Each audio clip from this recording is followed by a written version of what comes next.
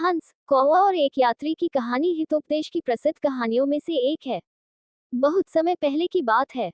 एक पाकुड़ के पेड़ पर एक हंस और एक कौवा रहते थे।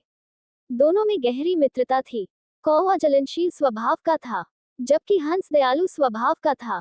गर्मी के मौसम में एक थका हारा यात्री वृक्ष के नीचे आकर बैठ गया। थोड़ी देर में उसे नींद आने लगी। उसने अपना धनुष बाण बगल में रखकर सो गया। वृक्ष की छाया थोड़ी देर में उसके मुख से ढल गई। सूर्य की तेज किरणें उसके मुख पर पड़ने लगी। दयालु हंस। यात्री को विचलित देखकर हंस को दया आने लगी। वृक्ष पर बैठे हुए हंस ने विचार कर अपने पंखों को पसार फिर उसके मुख पर छाया कर दी। गहरी नींद के कारण उसने अपना मुख खोल दिया। कौवा को यात्री का सुख सहन नहीं हो रहा था। कौवा उसके मुंह में बीट करके उड़ गया। इससे पहले कि हंस कुछ समझ पाता, कौवा उड़ गया। अब पेड़ पर सिर्फ हंस बचा था। यात्री ने जैसे ही ऊपर देखा, उसे सिर्फ हंस दिखाई दिया। अनजान यात्री। हंस द्वारा किए गए उपकार से यात्री अनजान था।